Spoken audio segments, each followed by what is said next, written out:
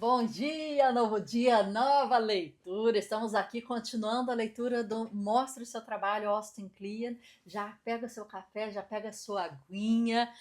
Eita, esqueci o microfone. Eu tô falando, o microfone tá do outro lado. Como é que tava o áudio aí para vocês? Deixa eu colocar aqui, ó, esse microfone maravilhoso aqui, Holy Land Mark III. É, colocar o link aqui embaixo para vocês se quiserem comprar. Eles têm redução de ruído, muito bom, um dos melhores aí. Tudo para vocês, né? Tudo para vocês. Vamos lá, Austin Kleon. A gente está no Leia Obituários, 12% do Kindle, e essa é um subtítulo, um subcapítulo dentro da primeira dica, tá bom?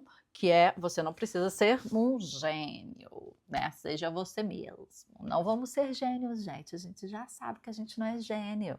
Não vamos ser. Você acha que Einstein está aqui entre nós? Você acha que Richard Feynman está aqui entre nós? Leonardo da Vinci? Queria ser eu uma Leonarda da Vinci, minha filha, mas não. Eu sou uma Marcela Lana aqui, construindo aqui o conhecimento, lutando a cada dia, lendo, anotando, trabalhando, fixando os meus hábitos, né? Para ser a melhor versão de mim. Vamos lá? Leia Obituários. Pegou aí? Tudo certo? Seguindo? Ok. Se tudo isso soa assustador ou trabalhoso demais, considere isso. Um dia você estará morto. A maioria de nós prefere ignorar esse fato básico da nossa existência, mas pensar a respeito do nosso fim inevitável é uma maneira de colocar tudo em perspectiva. Todos já lemos relatos de experiências de quase morte ou como podem mudar a vida. Quando George Lucas era adolescente, sofreu um grave acidente de carro.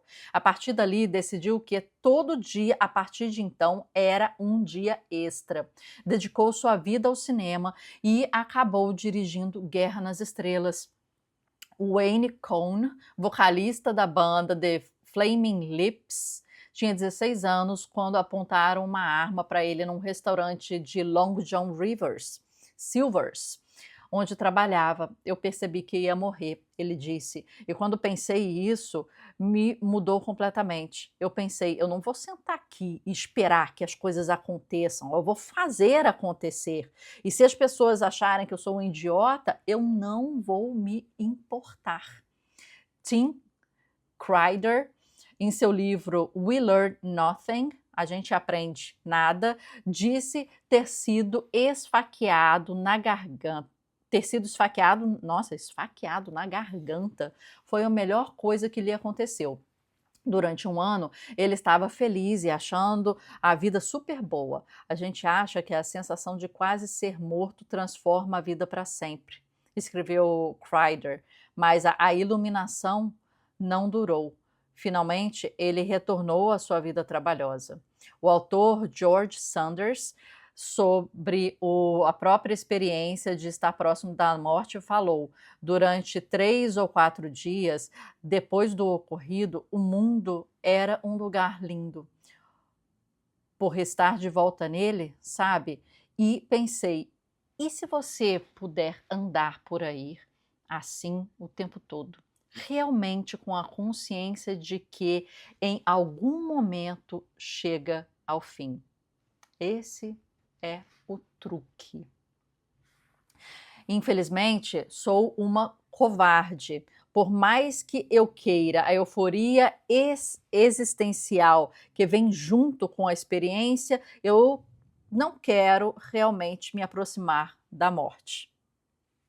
Olha isso. Quero permanecer segura e o mais longe da morte que eu puder. Certamente não quero atrair a morte, nem trazê-la para perto do que eu preciso estar. No entanto, de uma maneira, eu quero ter em mente que ela chegará a mim.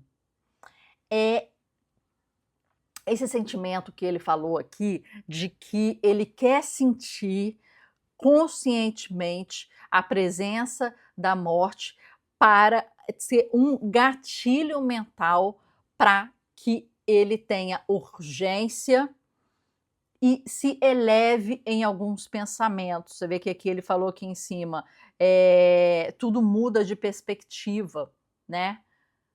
Cara, uma das coisas mais difíceis para algumas pessoas é subir no palco e falar. Cara, se você souber que você vai morrer amanhã, muitas das coisas perdem o peso.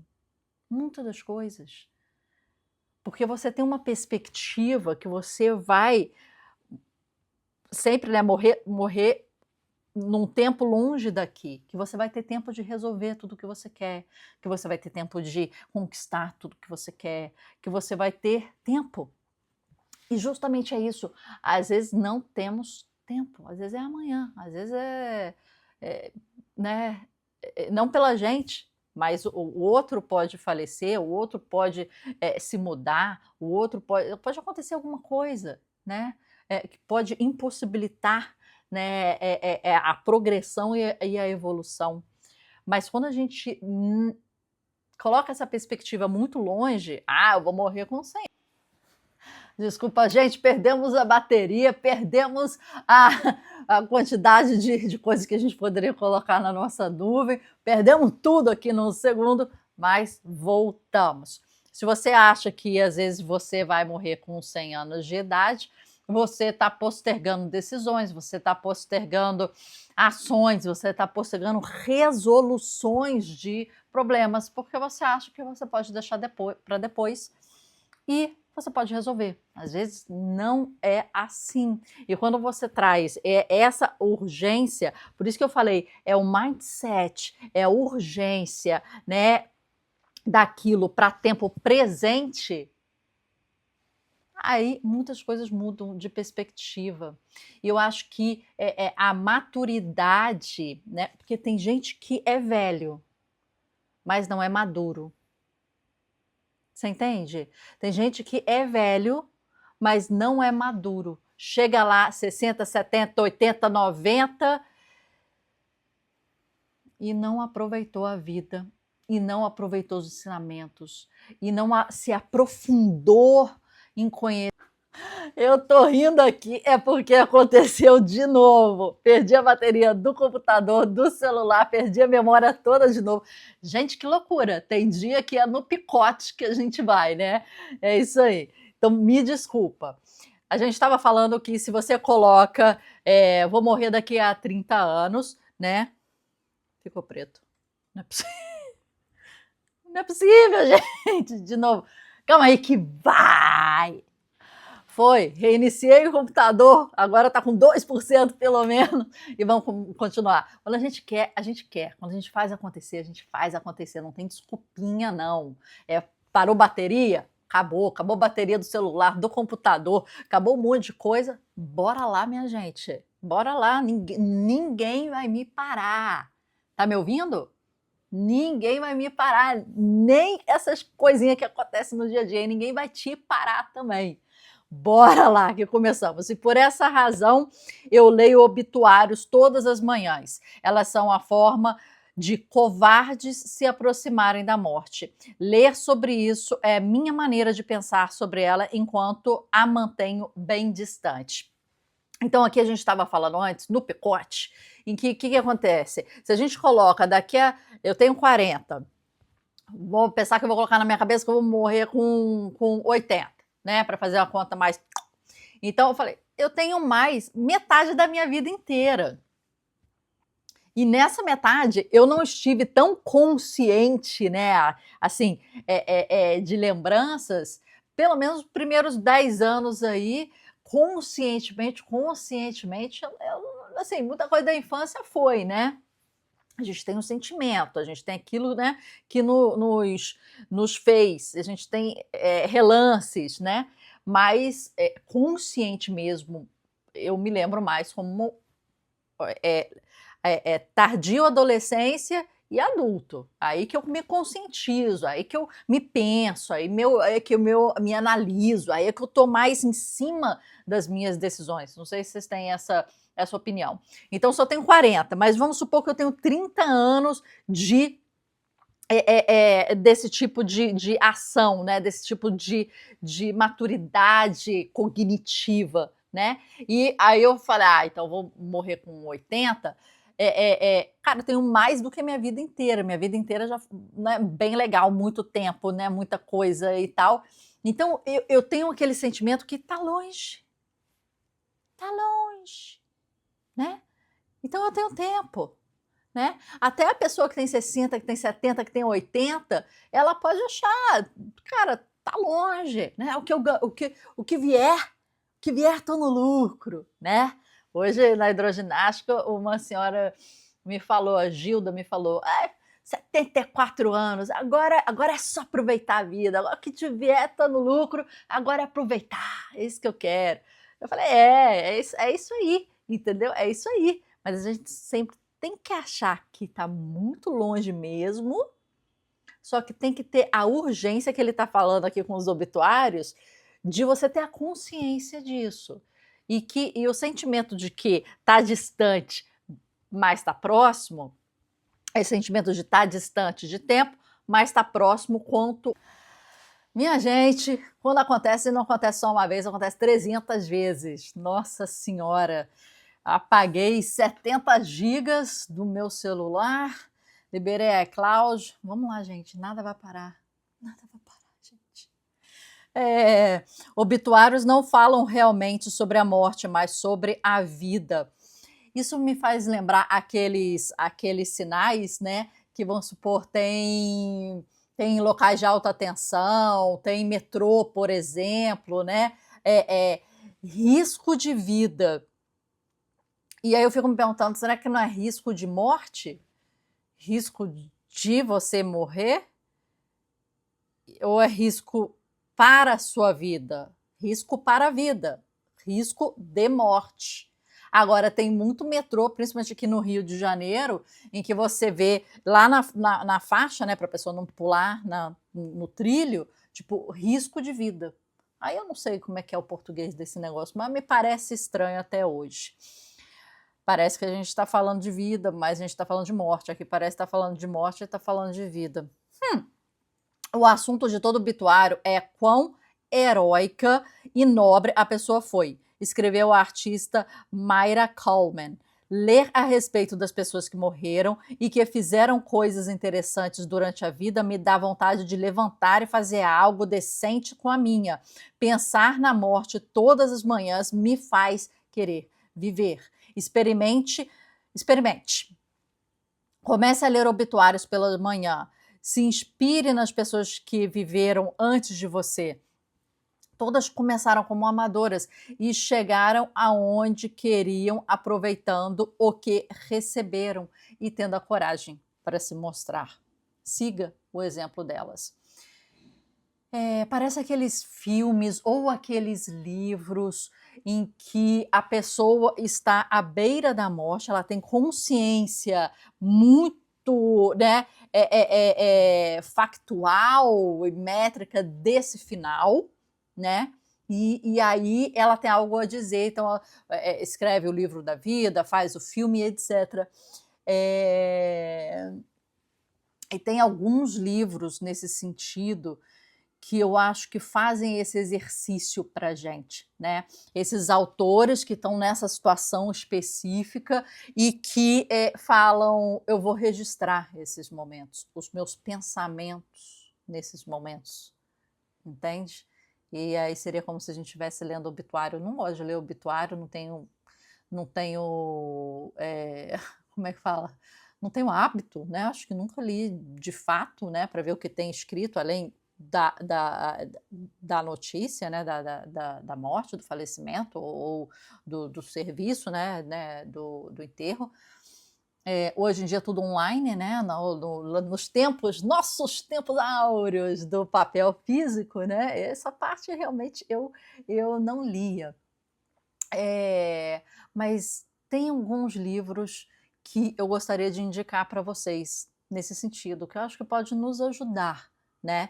Um livro, vou até pesquisar aqui, aproveitar que é raro eu fazer um vídeo com um computador, né? Às vezes eu estou com o iPad e tal, mas com o computador em si é raro. Deixa eu ver aqui, olha. Se chama, eu comecei a ler, eu tenho no Kindle, interessante, bem interessante, E é esse aqui, eu vou aumentar aqui para você, tá R$ 29,00 no Kindle. Ele se chama Tuesdays, terças, com... Aqui, ó. Tuesdays with Morrie. Calma aí. Tuesdays with Morrie. Ele é Terças-feiras com Morrie, que é o nome do cara, né? Então, deixa eu ver aqui se tem em português. Eu acho que não tem em português, não, gente. Eu acho que esse livro não tem em português ainda. Quem sabe o inglês já pode pegar ele, R$ 29,00 na Amazon e comprar. Muito interessante. É um grupo de estudantes que se encontra com um ex-professor, né?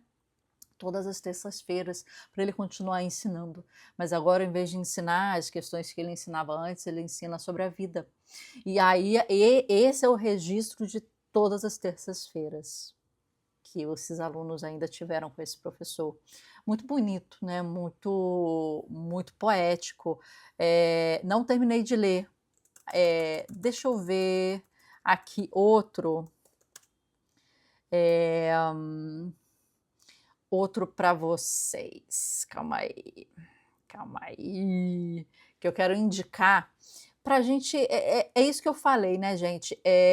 Quando a gente tá lendo, a gente vai anotando as referências, a gente vai falando as referências, né?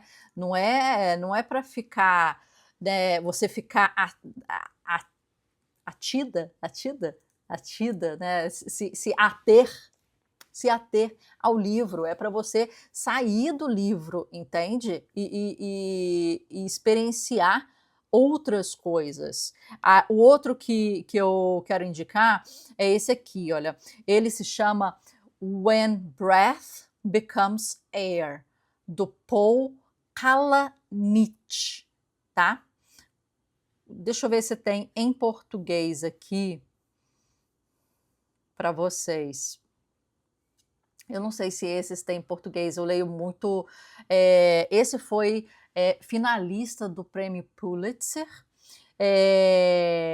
e ele foi indicado pela Oprah e ele ficou como um dos livros do ano, né?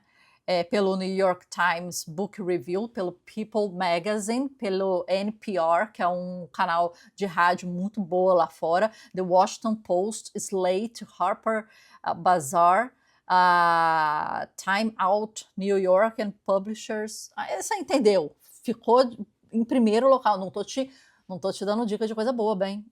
Essa é a questão que eu quero passar aqui, entendeu? Mas é When Breath Becomes Air, quando a respiração se torna ar. Tipo quando você morre, né? E você já não está mais físico, né? Então, esse é o livro. Eu não sei se tem aqui no Brasil, aqui está em inglês. Calma aí. Deixa eu só ver aqui para vocês. Fazer o serviço. Paul Kalanick. Vamos ver. Aqui, olha, tem sim, minha gente. Olha, O Último Sopro de Vida. Eles traduziram assim, dessa forma, O Último Sopro de Vida. Aos 36 anos, Paul Kalanick foi diagnosticado com câncer incurável. Neurocirurgião brilhante, de repente se viu diante de uma cruel inversão dos papéis. Num dia era médico tratando os pacientes com problemas graves e no outro era paciente lutando pela própria sobrevivência. Vale a pena. Não li, não estou falando de skin in the game, né? Com a minha pele em risco, não estou falando de experiência, mas estou falando de que foi muito bem indicado. Aqui os rankings aqui da Amazon estão muito bons. Agora, tinha anota essas dicas, hein, gente? É pérola, anota essas dicas, porque elas são muito importantes. A gente começa uma leitura, mas a leitura não para ali, né? Você vê a referência, a gente foi no site, você vê aqui, a gente está terminando com indicação de livros, vai anotando, é assim que a gente abre a nossa curadoria, a gente trabalha, né? Essas coisas. Agora, Tem mais um que eu queria indicar, deixa eu ver se eu consigo achar. Eu vou dar um pause aqui para vocês não me esperarem, né? Mas eu já volto com o nome do livro. Bem, achei e segue a mesma proposta. Eu acho que não tem em português ainda, mas vale a pena ficar de olho ou ler em inglês. Se chama The Last Lecture, a última lição, do Randy Pausch. Ele tem em inglês e tem até em outros. É sempre indicado, esses três são sempre indicados juntos, né? É sempre essa questão. Houve um diagnóstico, tem um tempo, a morte e a consciência da morte, que a gente falou aqui, se aproxima, e aí eles vão dar a sua última lição. Eles vão dar a sua última aula de terça-feira, né? Ou eles vão entender que a sua respiração daqui a pouco se torna ar, né? Então esse é um professor da Carnegie Mellon, uma grande e respeitada faculdade lá fora nos Estados Unidos, que recebe um diagnóstico de câncer terminal, também malvado essa merda do câncer, né? E aí ele começa a dar as aulas, né? E aqui fala que ele combina humor, inspiração, inteligência em aulas para falar sobre esse momento. De repente, uma leitura assim, que é uma leitura, você vê que tem humor, leve, inspiração, vai te ajudar a ter esse mindset de trazer o tempo presente, não o seu última respiração, não o pensamento disso, mas a urgência de se viver cada vez melhor e cada vez mais no tempo presente. Ficamos por aqui por hoje. E graças a Deus consegui terminar isso hoje. Ah, deu certo, deu certo.